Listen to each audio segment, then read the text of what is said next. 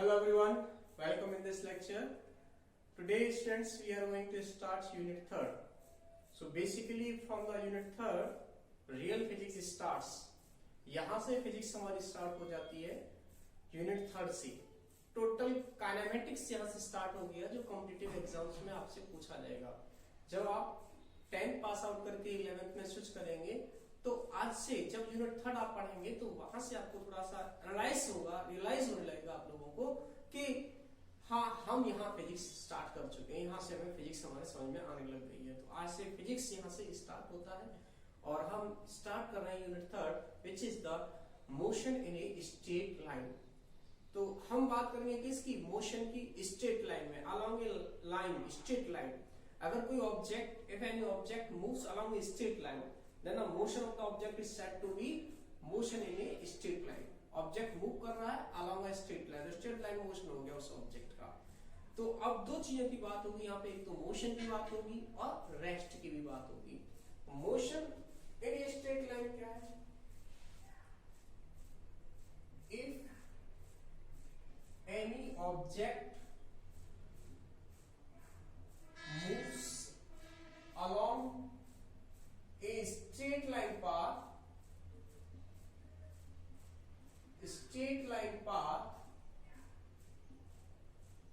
then motion of object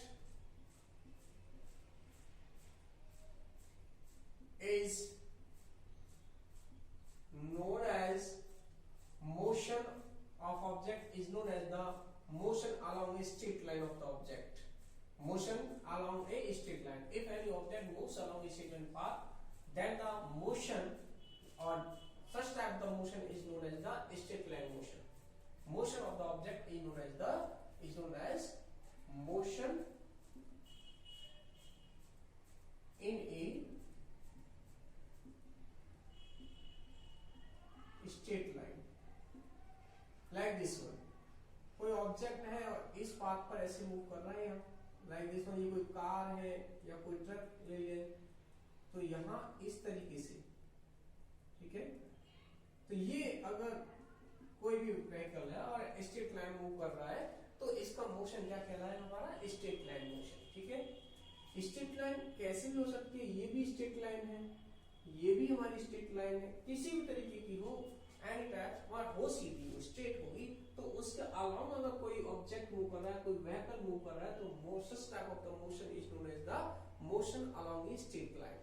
motion हो रहा है वो किसमें? स्ट्रेट लाइन में. ठीक है. अब यहाँ बात आती है कि मोशन एक्चुअली है क्या? मोशन हो रहा है, ठीक है, स्ट्रेट लाइन में हो रहा है, ये तुम जान गए, लेकिन मोशन एक्चुअली है क्या? How we can identify the object is in moving condition or the object is in motion or object is in rest. कैसे हम आइडेंटिफाई करें ऑब्जेक्ट हमारा मोशन में है या ऑब्जेक्ट हमारा रेस्ट में है? तो उसके लिए हमें डिफाइन करना होगा पहले पोजीशन ऑफ द ऑब्जेक्ट. क्या? Position of the object. If the position of any object changes with respect to the time, अगर किसी ऑब्जेक्ट की पोजीशन टाइम के रेस्पेक्ट में चेंज हो रही है, टाइम के साथ वेरी करती है, तो ऑब्जेक्ट कहलाता है वो मोशन में.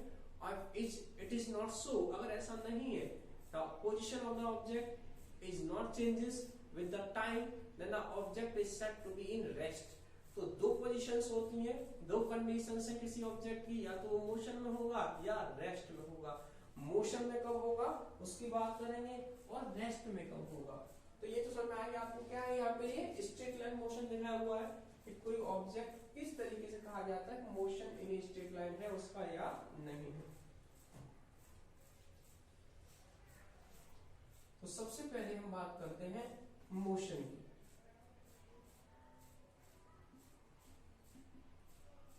अब मोशन क्या है? If position of the object changes, if position of the object changes with time,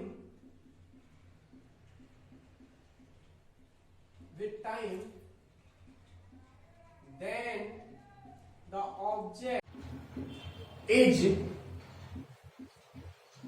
said to be in motion.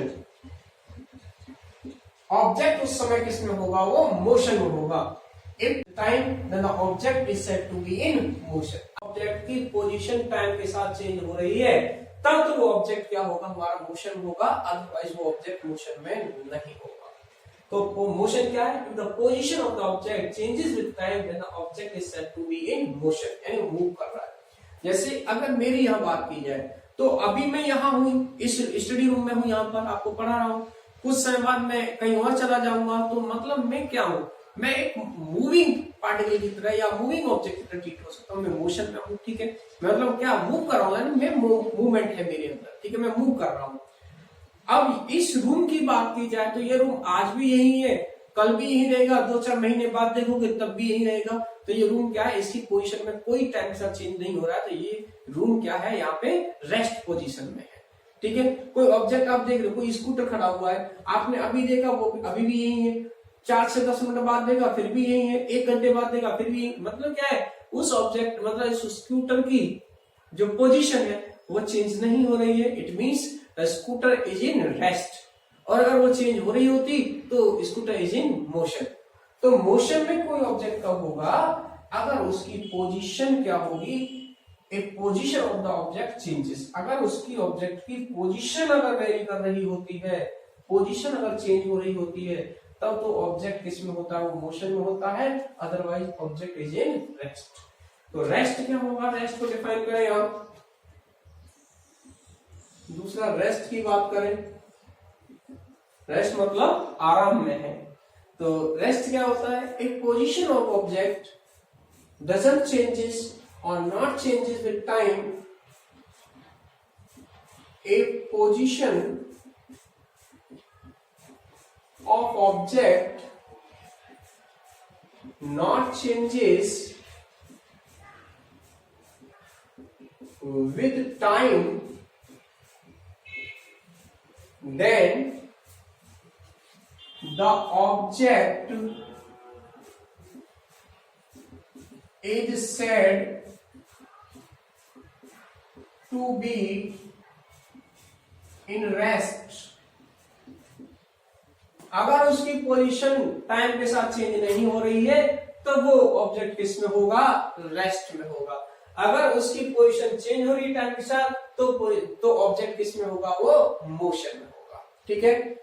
अब बात करते हैं, यहां हम बार बात कर रहे हैं इसकी पोजीशन की. तो पोजीशन को डिफाइन कैसे किया जाए, पोजीशन को किस प्रकार से डिफाइन किया जाता है. तो पोजीशन को डिफाइन करने के लिए कोई रेफरेंस पॉइंट होना चाहिए या कोई रेफरेंस फ्रेम होना चाहिए. तो पोजीशन डिफाइन होती है on the basis of the frame of reference. किसके बेस पर डिफाइन होती है, frame of reference. Position is defined on the basis of the frame of reference. Let's see here.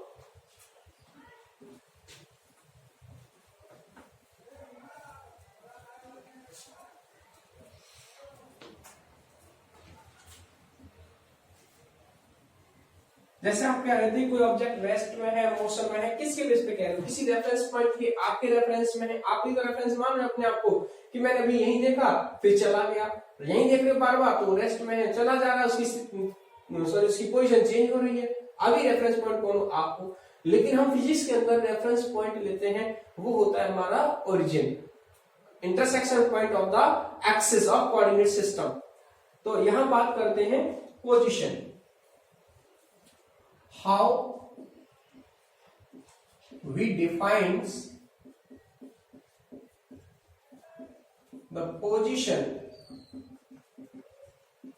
of object. तो इसका क्या answer है, position of any object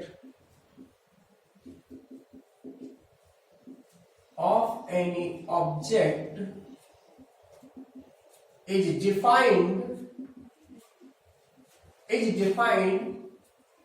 with respect to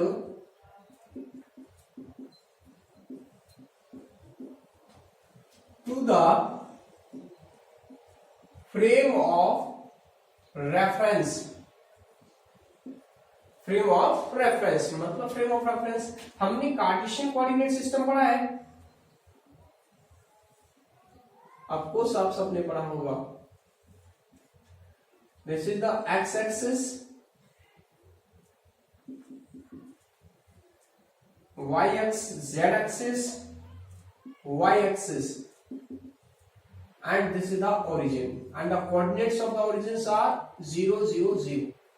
ठीक है, अब किसी ऑब्जेक्ट की जो पोजीशन डिफाइन की जाती है वो की जाती है फ्रेम ऑफ रेफरेंस के रेस्पेक्ट में। किसके रेस्पेक्ट में? फ्रेम ऑफ रेफरेंस के रेस्पेक्ट में।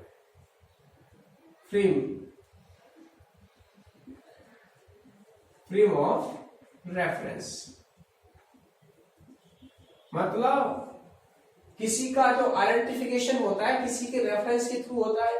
जैसे आपको आइडेंटिफाई कैसे किया जाएगा? आपके पिताजी के नाम से हमें आइडेंटिफाई करोगे तो कैसे आइडेंटिफाई करोगे? सर फिजिक्स वाले सर, ठीक है, तो रेफरेंस क्या हो गया? हमें फिजिक्स हो गया मेरा रेफरेंस, ठीक है। तो हर एक चीज के लिए हमें आइडेंटिफाई करने के लिए उसको रेफर करना पड़ता है कहीं ना कहीं से। तो यहाँ रेफरेंस पॉइंट हम यहाँ से लेते हैं कार्टेशियन कोऑर्डिनेट सिस्टम से।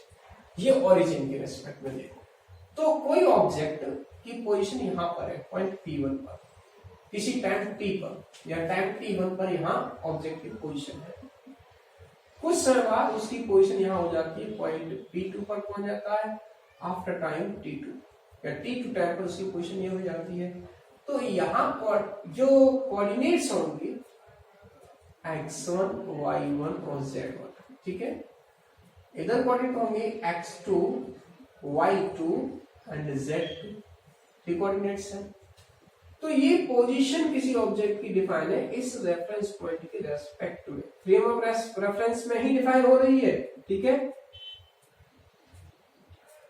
अब यहां रेफरेंस पॉइंट क्या है? ये रहा ओरिजिन।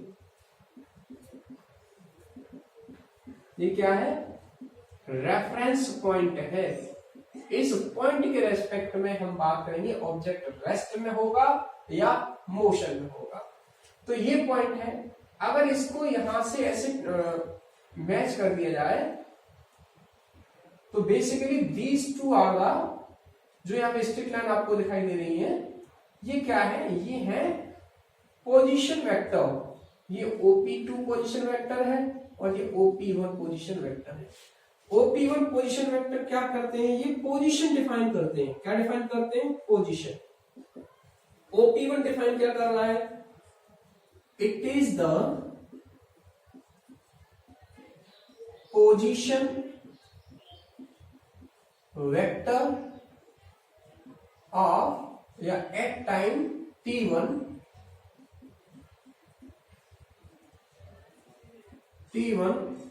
ऑफ ऑब्जेक्ट, ठीक है। सिमिलरली पोजीशन वेक्टर है ये भी,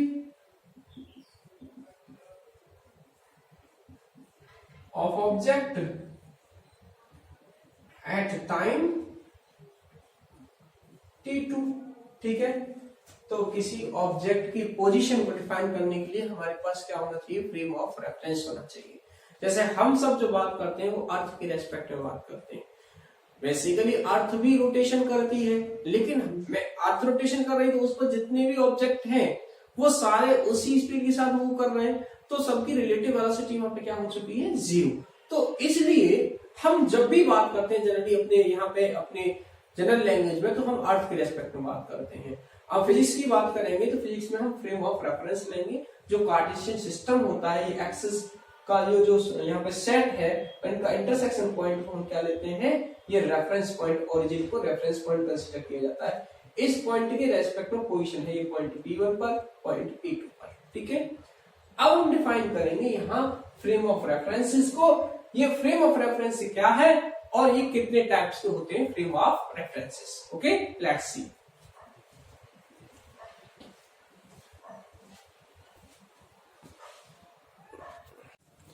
okay students, let's see the frame of references. यहां मैंने नोट किया हुआ इनको फ्रेम ऑफ रेफरेंसेस को। फ्रेम ऑफ रेफरेंसेस क्या होते हैं? Frame of references the system related to which the position of the object or the motion of the object is defined is known as the frame of reference. The system relative to which position or the motion, किसी object का position और उसका motion, या तो उसकी position को या उसकी मोशन को उसके रेस्पेक्ट में डिफाइन किया जाता है the system related to which position और the motion of an object is specified is called frame of reference. उसे आप फ्रेम ऑफ रेफरेंस कहते हो जिसके रेस्पेक्ट में ऑब्जेक्ट का मोशन डिफाइन किया जा रहा हो या उसकी पोजीशन डिफाइन की जा रही हो, उसे क्या कहते हैं, फ्रेम ऑफ रेफरेंस। ये frame of reference to types के होते हैं बेसिकली। कितनी टाइप्स के होते हैं? टू टाइप्स के। एक होता है इनर्शियल, दूसरा होता है नॉन इनर्शियल। तो मोस्ट सिंपलेस्ट फॉर्म में जो हमारे पास फ्रेम ऑफ रेफरेंस है वो क्या है? Cartesian coordinate system. Most simplest frame of reference is the Cartesian coordinate system, is the Cartesian coordinate system. जो हमने पढ़ा हुआ है, कोऑर्डिनेट ज्योमेट्री में पढ़ा हुआ है, वही उसी की जो अभी मैंने पीछे डायग्राम प्लॉट किया था वो। ठीक है, आपको डायग्राम प्लॉट करना है, then you have to write down these definitions. Okay, तब आप उनकी डेफिनेशंस को नोट करेंगे। Cartesian coordinate system in which position of a moving particle p at any instant is expressed, किसी पार्टिकल की frame of Cartesian coordinate system में किसी particle की पोजीशन डिफाइन की जाती है कोऑर्डिनेट्स की फॉर्म में, कार्टेशियन कोऑर्डिनेट्स की फॉर्म में x y z with respect to the origin. कौन सा पॉइंट रेस्पेक्ट लिया जाता है वहां पे? ओरिजिन, जो इंटरसेक्शन पॉइंट्स है of axis, x axis, y axis and z axis.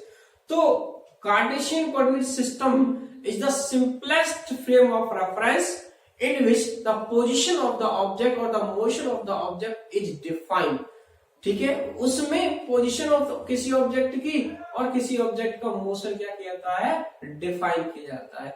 और इसमें भी जो पोजीशन ऑब्जेक्ट की डिफाइन की जाती है वो डिफाइन की जाती है in terms of the coordinates, Cartesian coordinates x y z, expressed in terms of coordinates x y z। और द पोजीशन, किसी ऑब्जेक्ट के जो पोजीशन है वो पोजीशन वेक्टर से, मैंने बताया था पोजीशन वेक्टर OP1 OP2 अभी बताए थे आपको, पोजीशन वेक्टर से भी डिफाइन की जाती है। तो पोजीशन वेक्टर्स कैसे लिखा जाएगा? जैसे ये x y z कोऑर्डिनेट है तो ये x के साथ i कैप, y के साथ j कैप और z के साथ k कैप ऐड किया जाता है। तो पोजीशन वेक्टर r हो गया, r से डिफाइन करते हैं सिंपली, तो r इक्वल टू हो गया x i cap, y j cap, z k cap. यहाँ आई कैप एक्स एक्सिस के अलावा डिफाइन कर रहा है पोजीशन को, एक्स कोऑर्डिनेट को बता रहा है, जे कैप वाई कोऑर्डिनेट को बता रहा है, के कैप जेड कोऑर्डिनेट को डिफाइन कर रहा है। यहाँ with respect to origin define करते हैं। रेफरेंस में तो डिफाइन कर ही रहे हो, जिसके रेस्पेक्ट में मतलब जिसमें डिफाइन किया वो तो फ्रेम ऑफ रेफरेंस है, वहां भी तो कोई रेफरेंस पॉइंट लोगे तो origin is the reference point होता है। ओरिजिन क्या होता है वहां पे? Reference point. तो मोस्ट जो जनरलाइज्ड सिंपलेस्ट हमारा फ्रेम ऑफ रेफरेंस है वो कार्टेशियन कोऑर्डिनेट सिस्टम है, जो हम पहले से यूज करते चले आ रहे हैं। उसमें ही किसी ऑब्जेक्ट की पोजीशन को डिफाइन किया जाता है, किसी ऑब्जेक्ट की मोशन को डिफाइन किया जाता है in terms of the position. Position होगी तो पोजीशन वेक्टर्स की फॉर्म में डिफाइन करेंगे, या Cartesian coordinates x, y, z की फॉर्म में उसकी पोजीशन को डिफाइन कर दिया जाएगा। ठीक है, मान लो किसी इंस्टेंट t1 की बात करें तो उसकी ऑब्जेक्ट की पोजीशन लिख देंगे at time t1 position of the object is x1, y1, z1। और वेक्टर की फॉर्म में डिफाइन करोगे तो वेक्टर r1 इक्वल टू हो जाएगा x1 i cap plus y1 j cap. जैसे यहाँ x y z है तो यहाँ x1 i cap, y1 j cap and plus z1 k cap हो जाएगा। t2 टाइम पर डिफाइन करोगे तो यहाँ पे 2 आ जाएगा, x2 i cap, y2 j cap and z2 k cap. कोई प्रॉब्लम नहीं आता। तो पोजीशन हम कहाँ डिफाइन करते हैं, किसके रेस्पेक्ट में डिफाइन करते हैं? फ्रेम ऑफ रेफरेंस में डिफाइन करते हैं with respect to the reference point origin. Simplest and generalized frame of reference है हमारा कौन सा? Cartesian coordinate system. ये frame of references are of two types. ये टू टाइप्स के होते हैं, एक होता है इनर्शियल फ्रेम ऑफ रेफरेंस और दूसरा होता है non inertial frame of reference. Inertial and non inertial. Inertial frame of reference ऐसा फ्रेम ऑफ रेफरेंस होता है जिसमें न्यूटन्स के मोशन के ऑल थ्री लॉज, जो तीन लॉ है मोशन के, न्यूटन्स के related to the motion, three laws proposed किए न्यूटन ने, वो तीनों लॉ वहां वैलिड है, inertial frame of reference valid होते हैं। और इनर्शियल फ्रेम ऑफ रेफरेंस हमारा नॉन एसिलेटेड फ्रेम होता है। इट मींस या तो ये इनर्शियल जो फ्रेम है या तो वो रेस्ट में होगा, ठीक है, या मूव कर रहा होगा तो कांस्टेंट स्पीड के साथ में। अब सर ये इनिशियल फ्रेम और नॉन इनिशियल फ्रेम कैसे समझे? सपोज करो आप किसी ट्रेन में बैठे हो, ठीक है, और ट्रेन कांस्टेंट स्पीड के साथ मूव कर रही है, कांस्टेंट स्पीड के साथ चेंज नहीं हो रही है। जैसे 10 किलोमीटर पर आवर है तो 10 किलोमीटर पर आवर, 10 मीटर पर सेकंड तो इससे मतलब कंटिन्यूस से चल रही है। तो आपके लिए जो ट्रेन है, ठीक है, वो क्या है, इनर्शियल फ्रेम ऑफ रेफरेंस है। ट्रेन क्या है, inertial frame of reference. Clear हमारे लिए। अब ट्रेन के लिए बात करें तो ground inertial frame of reference है, क्योंकि ग्राउंड तो क्या है, रेस्ट में है। ठीक है, तो दो तरह के फ्रेम ऑफ रेफरेंस बताए मैंने, एक इनर्शियल और एक नॉन इनर्शियल। अब दूसरा, अगर ट्रेन की स्पीड कंटिन्यूसली चेंज होती जा रही है और आप उसमें बैठे हो, मतलब एक्सीलरेटेड है ट्रेन आपकी, तो उस समय ट्रेन जो होगी वो नॉन इनर्शियल फ्रेम होगी और वहां जो ट्रेन का फ्रेम ऑफ रेफरेंस है आपके लिए वो नॉन इनर्शियल है, जिसमें कि न्यूटन्स के लॉस ऑफ मोशन अप्लाइड नहीं हो सकते, वैलिड नहीं हो सकते, because it is the accelerated frame of reference.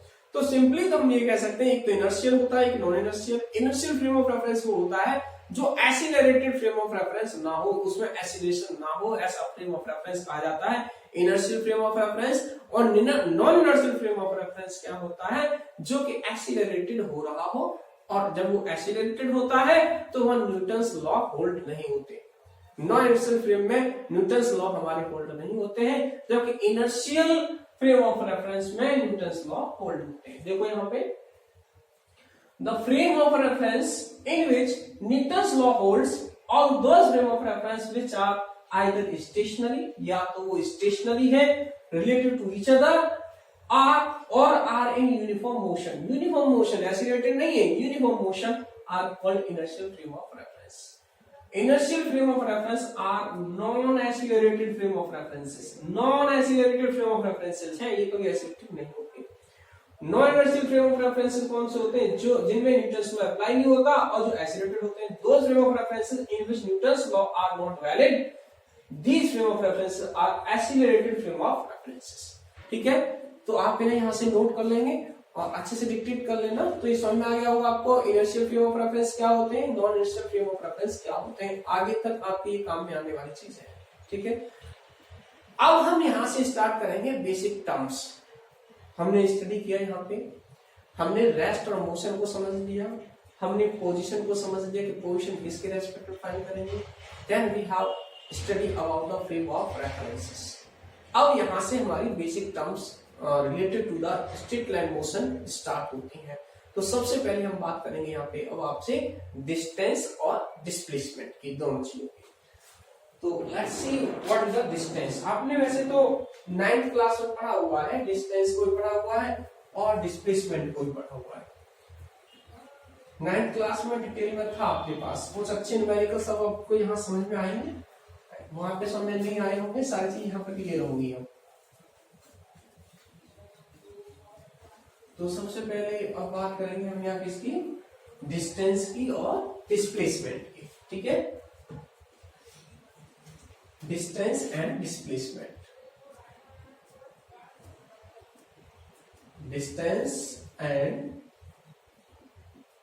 Displacement.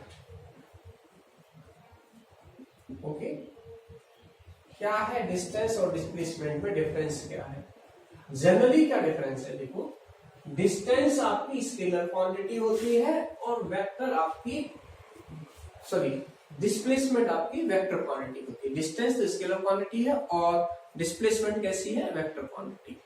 आपने 9th क्लास में लर्न किया था, डिस्टेंस क्या है, distance is the actual path length travelled by the object. What is the distance?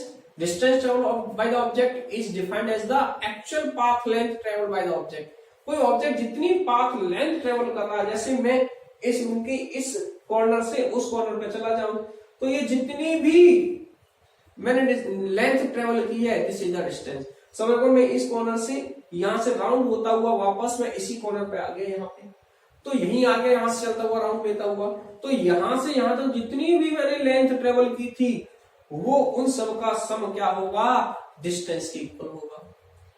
अगर यही मुझसे डिस्प्लेसमेंट पूछ लिया जाता तो डिस्प्लेसमेंट क्या होता, displacement is defined as the shortest distance between initial and final position. जो इनिशियल पोजीशन है और फाइनल पोजीशन है उनके बीच की shortest distance is known as the displacement. ठीक है, तो अब यहां डिफाइन करते हैं पहले डिस्टेंस को।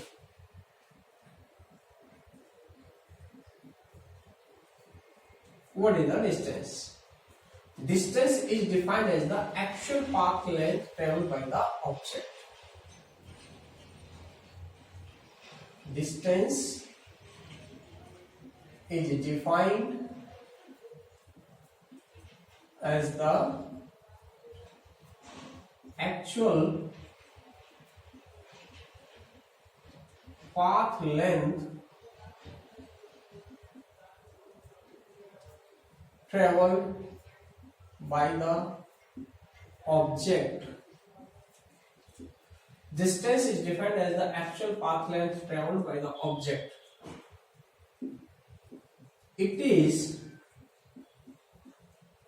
a scalar quantity.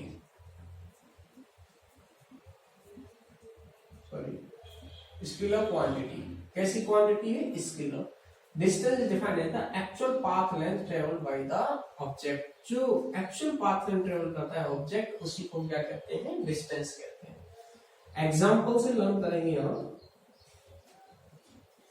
Suppose करो कोई object इस circular path पर move करता है। इस circular path की radius, ये point O ले लो, 7 मीटर है। ए बी सी और डी। ठीक है, कोई ऑब्जेक्ट ए से पहले बी पर जाता है, बी से फिर यहाँ सी पर, और सी से ये डी पर आकर के रुक जाता है। यहां से फिर स्टार्ट करता है जर्नी अपनी ए से, पॉइंट ए से बी पर जाता है, फिर सी पर जाता है और फिर डी पर जाता है। तो आपसे पूछा जाए as shown in the figure, if the object starts journey from point A and then reaches to B and then C to D, as shown in figure. As shown in figure, if an object starts from point A to B and then B to C, as shown in the figure, if an object starts from A to B and then reaches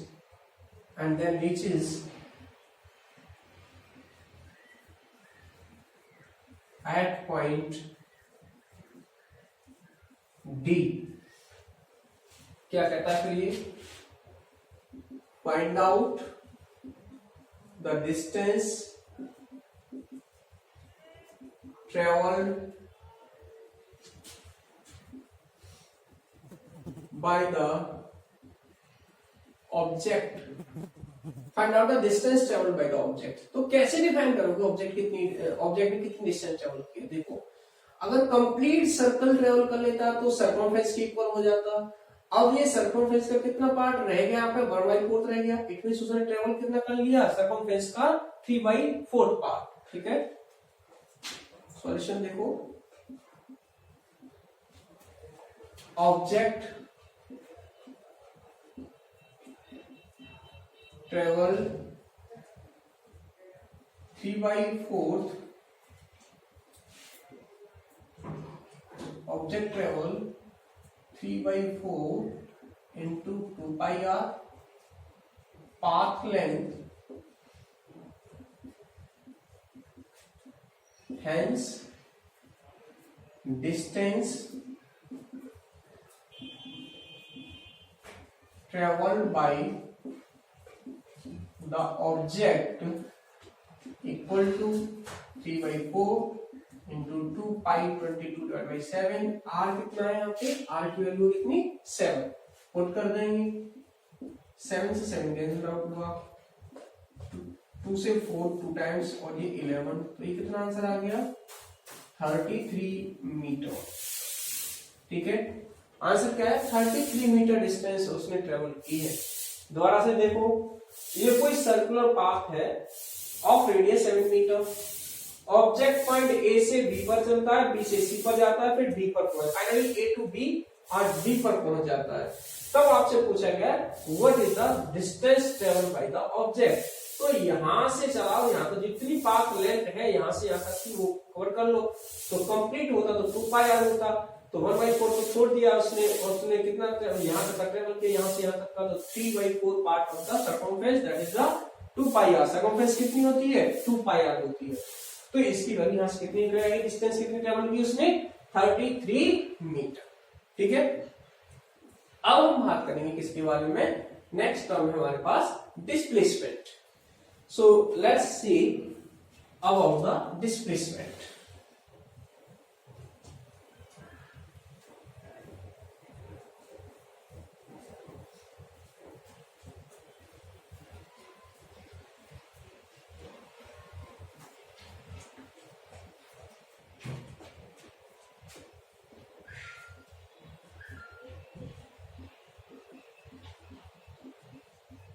displacement, तो displacement यानी क्या बताया था आपको, displacement is defined as the shortest distance between initial and final position of the object. किसी object की initial और final position के बीच की शॉर्टेस्ट डिस्टेंस क्या कहलाती है, डिस्प्लेसमेंट बताती है। तो displacement the shortest distance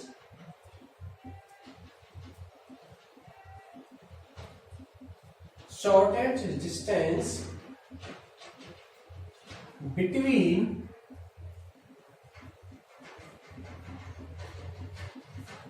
initial and final position of an object is known as the displacement. Okay, तो डिस्प्लेसमेंट क्या है, the shortest distance between initial and final position of an object is known as the displacement. ये जो displacement है ये कैसी quantity होती है, displacement is a vector quantity, अभी बताया था वेक्टर क्वांटिटी होती है। कैसी क्वांटिटी है, वेक्टर क्वांटिटी। ऐसे एग्जांपल से लर्न करते हैं, जैसे भी आपने डिस्टेंस लर्न किया था। एग्जांपल लेते हैं, हम सेम एग्जांपल ले रहे हैं वही,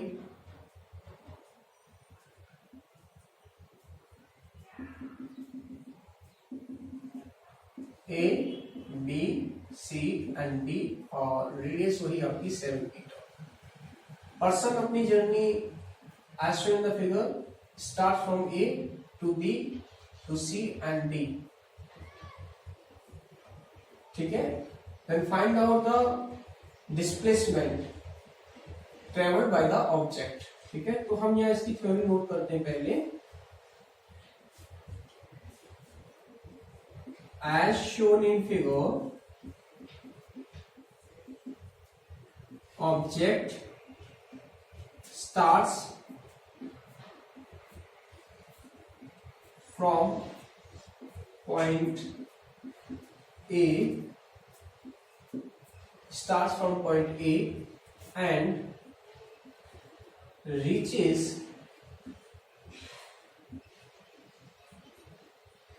reached at point D along the path A to B, B to C and C to D। तो सेम क्वेश्चन कहता है, वो क्या कहता है फिर, then find out the displacement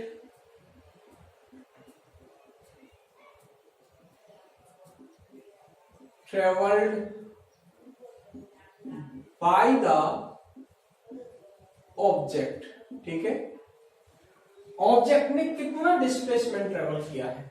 तो ध्यान दो यहां, ये तो इसकी इनिशियल पोजीशन है ये वाली, यहां पे यहां प्लॉट कर ले रहे हैं इसको, डायग्राम को, ये है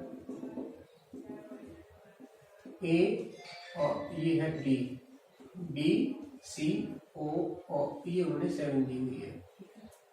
अब इन पॉइंट्स की बात करें यहां, तो ये पॉइंट तो कैसा है, इनिशियल पोजीशन है ये, और ये क्या है, ये फाइनल पोजीशन है, ठीक। आपको पता है we knows displacement equal to shortest distance between initial and final position. Shortest distance between initial and final position क्या होता है, डिस्प्लेसमेंट। तो यहां से कितना निकल के आएगा, अभी हम बात करें तो देखो ये है शॉर्टेस्ट डिस्टेंस इनिशियल फाइनल के बीच, स्ट्रेट लाइन प्लॉट करते हैं। तो अब हमारे पास ज्योमेट्री देखो कैसे निकालेंगे हम उसको, हम ऐसे निकाल सकते हैं, पॉइंट ए ये है, पॉइंट बी है, ओ, तो हमें ए बी चाहिए, ये दोनों रेडियस है, ओ ए और ओ डी क्या है, रेडियस है, सॉरी ओ डी है, ये दोनों रेडियस है, मतलब 7 मीटर है, ये भी 7 मीटर है। तो पाइथागोरस थ्योरम की हेल्प से इजीली फाइंड आउट कर सकते हैं। तो यहां से डिस्प्लेसमेंट हो गया क्या, A D, A D equal to होगा root of O A square plus O D square. तो ये हो गया root of 7 square plus 7 square, तो 7√2 निकल के आ गया। और निकालना चाहो तो 7√2 की वैल्यू होती है 1.414। आंसर क्या निकला, 7 4 जा 28, 9 हो गया 28 और ये 9 हो गया 9.898 मीटर, ठीक है। तो ये डिस्प्लेसमेंट निकल के आ गया आपका, समझ में आया आपको। तो मैंने 2 क्वेश्चन आपको सर्कल के फॉर्म में, मैंने डिस्प्लेसमेंट का और एक डिस्टेंस का, और एक ये हो गया किसका, डिस्प्लेसमेंट का, डिस्टेंस का और डिस्प्लेसमेंट का। एक चीज आपने नोट की होगी कि वहां डिस्टेंस अभी प्रीवियस वाला जो एग्जांपल था उसमें निकल के आ रही थी 33 मीटर, सही है, और यहां कितना डिस्प्लेसमेंट निकल के आ रहा है 9.898। तो कौन सा स्मॉल है, डिस्प्लेसमेंट। तो यहां एक नोट करने वाली चीज है, बहुत इंपॉर्टेंट काम में आती है कि displacement can never be greater than the distance. कभी भी डिस्टेंस से ग्रेटर नहीं हो सकता, उसके इक्वल तो हो सकता है लेकिन कभी उससे ग्रेटर नहीं हो सकता है, ठीक है। तो ये बात क्लियरली समझ लो, आप यहां पे नोट कर लेंगे, यहां नोट कर देंगे आप।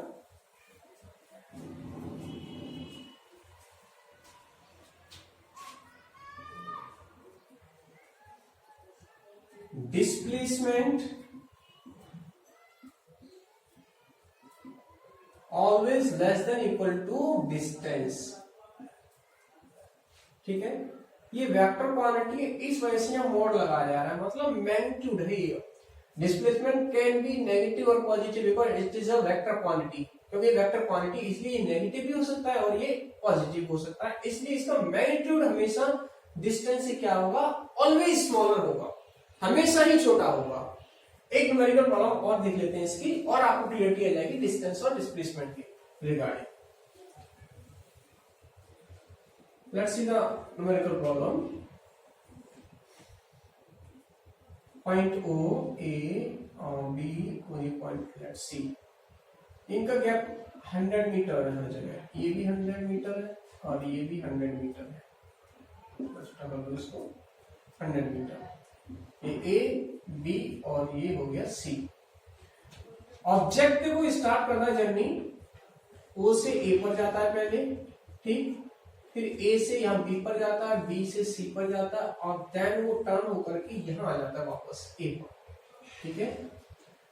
तो यहाँ क्वेश्चन क्या कह रहा है, क्वेश्चन कह रहा है as shown in figure, if object starts from point A, starts journey from point O and finally reaches at A along the path O to A to B, B to C and C to B and then B to A। फिर क्या कह रहा है, यहां कहता है find out number one distance, second कहता है डिस्प्लेसमेंट। ओके, दोनों कैलकुलेट करना है, उसने आपसे डिस्टेंस भी पूछा है और डिस्प्लेसमेंट भी पूछा है। तो देखो कैसे कैलकुलेट करेंगे यहां से डिस्टेंस और डिस्प्लेसमेंट्स। डिस्टेंस और डिस्प्लेसमेंट अगर इजीली कैलकुलेट करेंगे तो डिस्टेंस तो पता है आपको, क्या पता है डिस्टेंस के बारे में, डिस्टेंस इक्वल होगी actual path length, right. Actual path length, और एक्चुअल पाथ लेंथ क्या है यहाँ, ये OA plus AB plus BC plus CB plus BA। ठीक है, सारे ऐड कर दिए, O से A पे गया, A से B, B से C, C से फिर B आया, B से फिर A आया, तो ये पूरा यहाँ का ऐड होगा और ये भी ऐड होगा यहाँ पे। ठीक है ना, यहाँ तो गया ये, फिर ये लौट के भी तो आया है, तो कंप्लीट एडिशन होगा। पाथ तो तुमने ट्रेवल किया, उसमें गया भी फिर वापस आया इससे, तो डिस्टेंस क्या हो जाएगी यहाँ से, ये होगा 100 प्लस 100 प्लस 100 प्लस 100 ये प्लस ये 100। ठीक है, तो 300 प्लस 200 कितना हो गया, 500 मीटर डिस्टेंस ट्रेवल कर ली। डिस्प्लेसमेंट की बात करें, डिस्प्लेसमेंट कितना है, डिस्प्लेसमेंट अब मैं लिखूंगा नहीं, डिस्प्लेसमेंट शॉर्टेस्ट डिस्टेंस होती है between the initial and final position. चाहो तो लिख लो, क्या होगा displacement, shortest distance between initial and final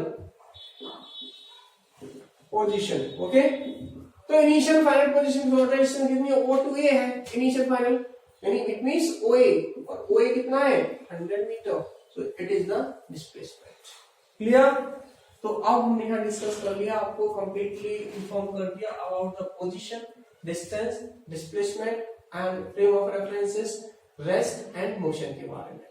अब बात करेंगे two basic terms, speed and velocity. Okay, ये बेसिक, ये फंडामेंटल्स क्वांटिटी थी, इनके बेस पर ही हम स्पीड निकालते हैं और वेलोसिटी निकालते हैं, तब पहले इसलिए इनको पढ़ाया जाता है। ठीक है, तो अब हम बात करेंगे किसके रिगार्डिंग, अब हम बात करेंगे यहाँ स्पीड और वेलोसिटी के regarding.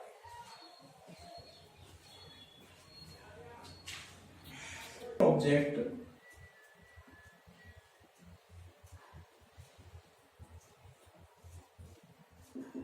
speed of the object is defined as the total distance traveled by the object in unit time or in 1 second. The distance traveled by the object in 1 second is known as the speed of the object. So distance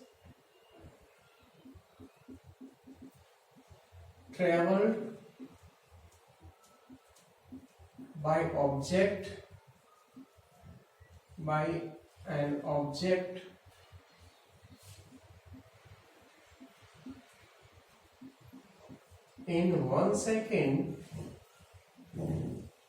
in 1 second, distance traveled by an object in 1 second is known as the speed of object। क्या होती है, distance travel by an object in 1 second. Formula क्या होगा इसका, speed equal to distance over time. ठीक है, question देखें इस पर please. Simple, if any object, if any object covers 100-meter distance in 25 seconds, then find out the speed of object. उस object की स्पीड निकालो जो कवर करता है 100 मीटर डिस्टेंस इन 25 सेकेंड। कितने टाइम में? 25 सेकेंड्स में, और वो 100 मीटर डिस्टेंस ट्रेवल कर रहा है। तो क्या होगा, इसका आंसर क्या होगा? As we know speed equal to distance over time.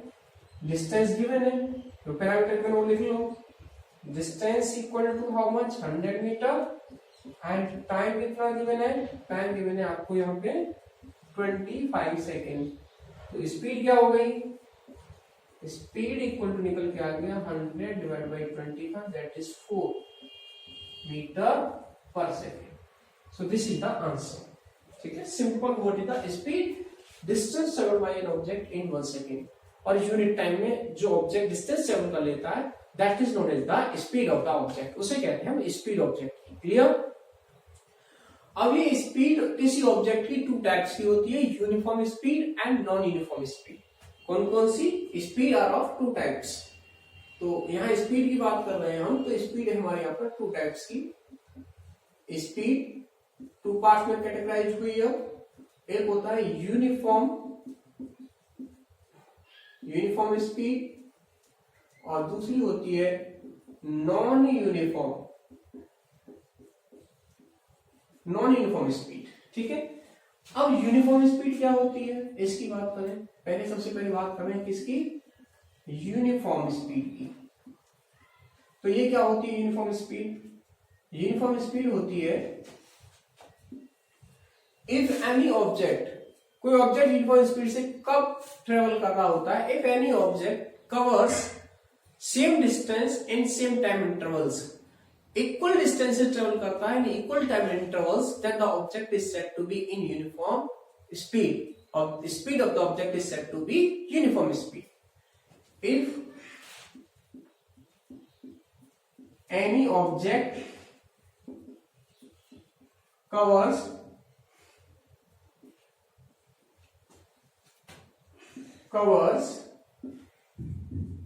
equal distances in equal time intervals, if any object covers equal distances in equal time intervals, then the speed of object is known as then the object is said to be moving with the uniform speed. Then the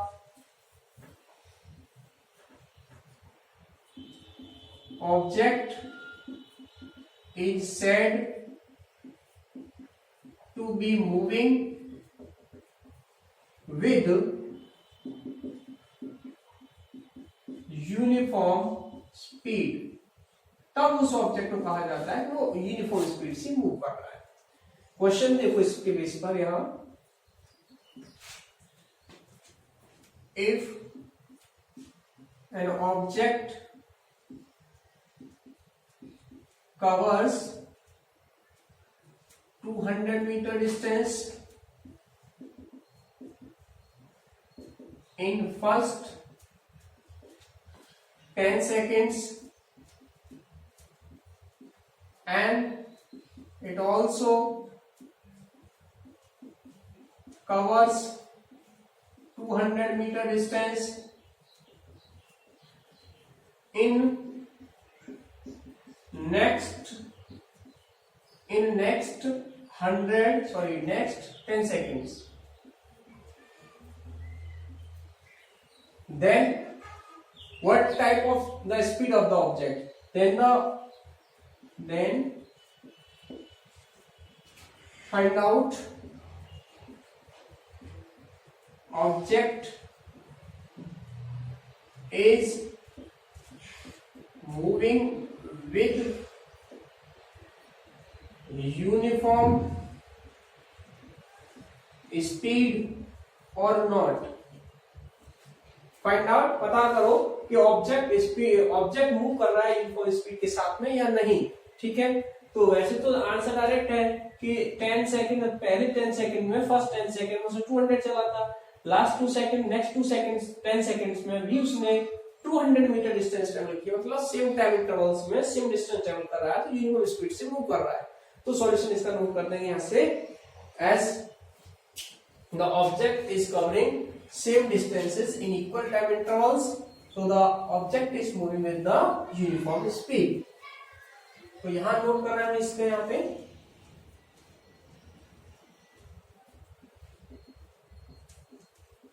as the object covering equal distances in same time interval,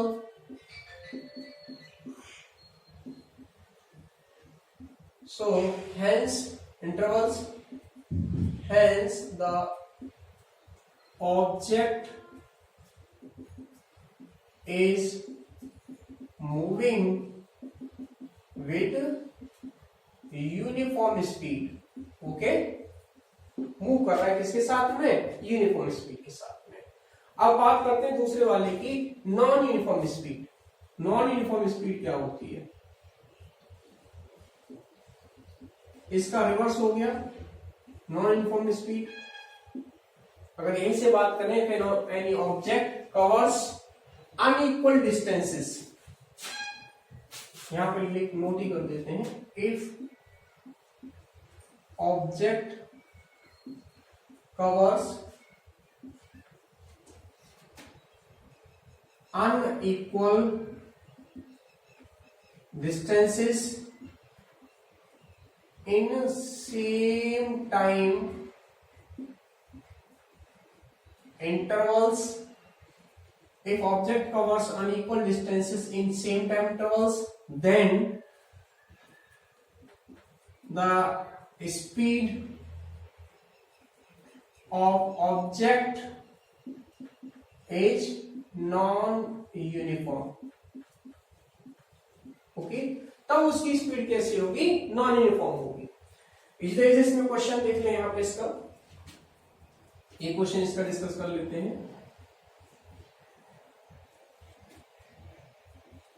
if the object covers 500 meter in first 10 seconds and it also covers 200 meter in next 10 seconds, then find out the speed of the object is uniform or non-uniform. Then find out the speed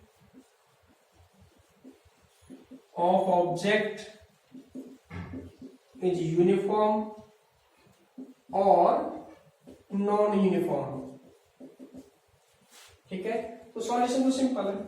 हमें पता है कि यहां से ये अभी 500 metre travel कर रहा था फर्स्ट 10 सेकंड्स में। ठीक है, टाइम तो सेम ही होना है, टाइम कितना कितना 10 सेकंड्स ही है, लेकिन नेक्स्ट में कितना कर रहा है 200 मीटर, तो नॉन यूनिफॉर्म स्पीड होगी ऑब्जेक्ट की। कैसी है स्पीड, नॉन यूनिफॉर्म। तो यहाँ पे नोट कर देंगे, because the object covers unequal distances in same time interval, that's why the object is moving with non uniform speed. Note करें यहाँ पे,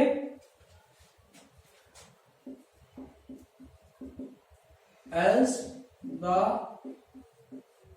object covers unequal distances in equal time intervals as the object covers unequal distances in equal time intervals, hence the object is moving with non-uniform speed. Object कैसे move कर रहा है? Non uniform speed के साथ. Clear? तो अभी हमने speed के बारे में बात की, स्पीड की डेफिनेशन, फिर uniform speed and non uniform speed.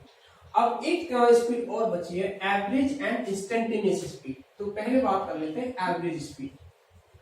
Average speed तो पता है ना सबको क्या होती है, अगर पूछा भी जाता है कि एवरेज स्पीड क्या रही आपकी. एवरेज स्पीड सिंपली डिफाइन किया जाती है total ratio of the total distance to the total time. Average speed of any object is defined. Average speed of any object is defined. Average speed of any object is defined as the ratio of total distance covered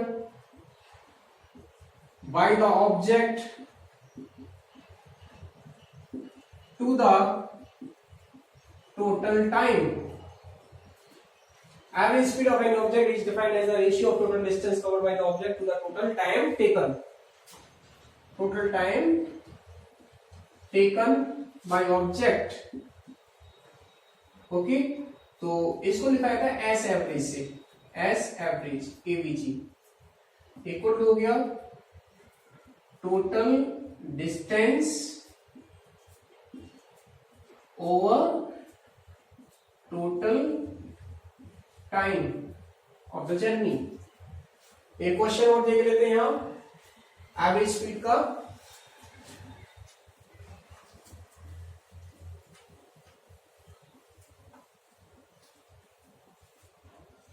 Let's see the one numerical problem.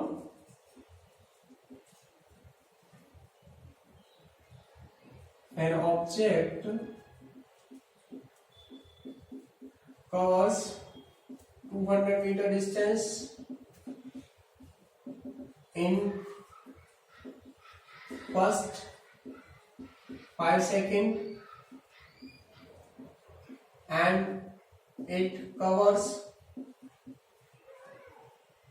100 meter and 500 meter distances in next 10 seconds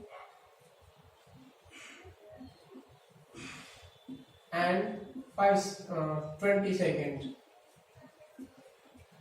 5, 10, 15. Okay. Then find out the average speed of object. Solution क्या होगा? We know average speed equal होती है total distance over total time. Right? तो total distance देखो कितनी है, 200, 100, 300, 500, 800 हो गई. डायरेक्ट लिखी मैंने 800 डिवाइड बाय टोटल टाइम कितना लिया है, पहले 5 सेकंड्स है, ठीक है, टाइम ये रहा, फर्स्ट 5 सेकंड्स ये है, 10 ये लिए और 20 है, 10, 20, 35 सेकंड्स ये आएगा आंसर 35. तो यहां लिख देंगे 35. तो जो भी आंसर आएगा वो हमारे लिए क्या होगी, एस एवरेज. ठीक है, इस तरीके से एवरेज स्पीड आपको ऑब्टेन हो जाएगी. One more speed type of speed is remaining and it will be specified later on because ये आपको जब समझ में आएगी जब आप थोड़ा वेक्टर पढ़ लेंगे, सॉरी वेलोसिटी को पढ़ लेंगे. तो बच्ची कौन सी मैं स्पेसिफाई तो कर रहा हूं, उसको डिफाइन तो कर रहा हूं। इंस्टेंटेनियस स्पीड क्या होती है? Instantaneous speed, instantaneous speed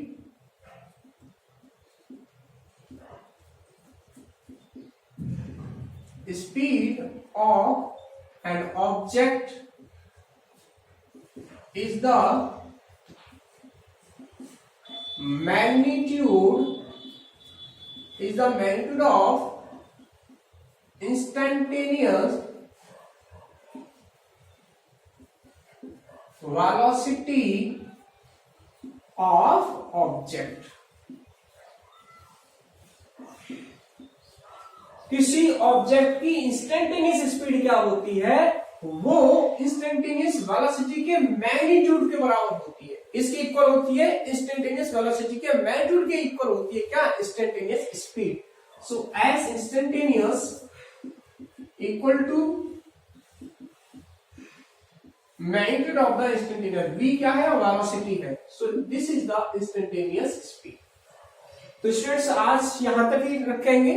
next lecture में हम यहां से डिस्कस करेंगे आगे वेलोसिटी डिस्कस करेंगे, देन एक्सीलरेशन डिस्कस करेंगे, काइनेमेटिक इक्वेशंस को डिस्कस करेंगे, वर्टिकल अपवर्ड डाउनवर्ड मोशन को डिस्कस करेंगे। तो काफी कुछ अभी रिमेनिंग पार्ट है इसमें, तो आगे के लेक्चर में हम ये सारी चीजें डिस्कस करेंगे। आज हमने क्या क्या कवर किया है? आज हमने कवर किया है यहाँ पे सबसे पहले हमने डिफाइन किया था कि मोशन इन स्ट्रेट लाइन का मीनिंग क्या है। इट मींस कोई ऑब्जेक्ट स्ट्रेट लाइन मूव कर रहा है तो वो अलोंग द मोशन हो गया स्ट्रेट लाइन। अब हमने बात की कि पोजीशन मतलब रेस्ट पोजीशन हो सकती है और मोशन, पहले मोशन बताया, फिर रेस्ट बताया, फिर पोजीशन को बताया, फ्रेम ऑफ रेफरेंस के रेस्पेक्ट में क्या होते हैं फ्रेम ऑफ रेफरेंस पॉइंट वहां पे क्या होता है, कार्टेशियन सिस्टम कोऑर्डिनेट बताया पूरा वहां पे आपको। फिर हमने डिफाइन किया वहां पे आपकी स्पीड सॉरी डिस्टेंस और डिस्प्लेसमेंट को, डिस्टेंस डिस्प्लेसमेंट में न्यूमेरिकल प्रॉब्लम्स को भी सॉल्व किया। Then we have come on the next topic speed. तो आज हमने कंप्लीटली स्पीड को तो पढ़ लिया, लेकिन इसका दूसरा पार्ट वेलोसिटी बचा हुआ है, उसको हम नेक्स्ट लेक्चर में कवर करेंगे। ओके गाइस, तो आप अच्छे से यहाँ से वीडियो की हेल्प से ही नोट्स प्रिपेयर करने आपको, यहीं से नोट्स बनाएंगे, अच्छे से नोट्स बनाएंगे, एक एक टॉपिक को डिक्टेट करेंगे अच्छे से और पेंसिल से डायग्राम को प्लॉट करेंगे। ठीक है, सारे न्यूमेरिकल प्रॉब्लम जो मैंने आपको दिए हैं वो आपको प्रॉपर वे में, प्रॉपर ऑर्डर में एज इट सॉल्व करने हैं। ओके स्टूडेंट्स, तो अच्छे से स्टडी करो, अच्छे से नोट्स तैयार करो। ठीक है, all the best, enjoy lecture, have a nice day.